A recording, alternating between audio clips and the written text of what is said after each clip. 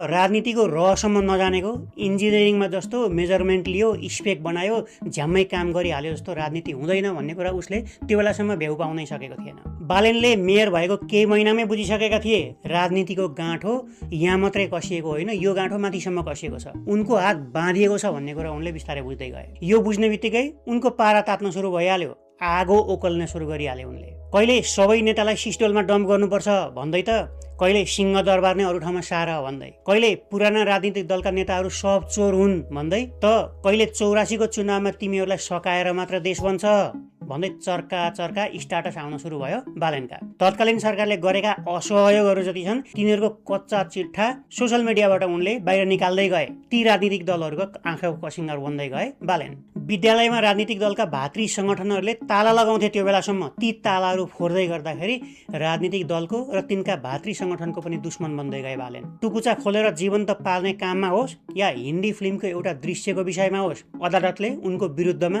उनले भनेको भनाइको विरुद्धमा आदेश दियो। त्यसको पनि विरोध गर्दै गए उनी। त्यसो गर्दाखेरि नेपालको न्याय प्रणाली माथि पनि धावा बोल्दै थिए एकातिर। अर्कोतिर लिपुलेखको विषयमा चाइनाले इन्डियासँग गरेको एउटा सम्झौताको विरोध स्वरूप आफ्नो पूर्व निर्धारित कार्यक्रम समेत, चीन भ्रमणको कार्यक्रम समेत क्यान्सल गरेर छिमेकीलाई पनि आँखा लगाउँदै थिए उनले, छिमेकीलाई पनि औँला ठडाउँदै थिए उनले, चिड्याउँदै थिए। एकातिर नक्कली सुकुम्बासीको नाममा भएको भूमाफिया र त्योसँग जोडिएको राजनीतिसँग टक्कर लिँदै थिए उनी भने अर्कोतिर फोहोरको राजनीतिलाई छत्ताछुल्ल बनाउँदै थिए। वास्तवमा उनले कसैलाई छोडेनन्, एकसाथ सबैमाथि प्रहार गरे, सबैको प्रहार एकसाथ बालेनमाथि खनियो। एकपछि अर्को गर्दै दुश्मन कमाउँदै गए उनले।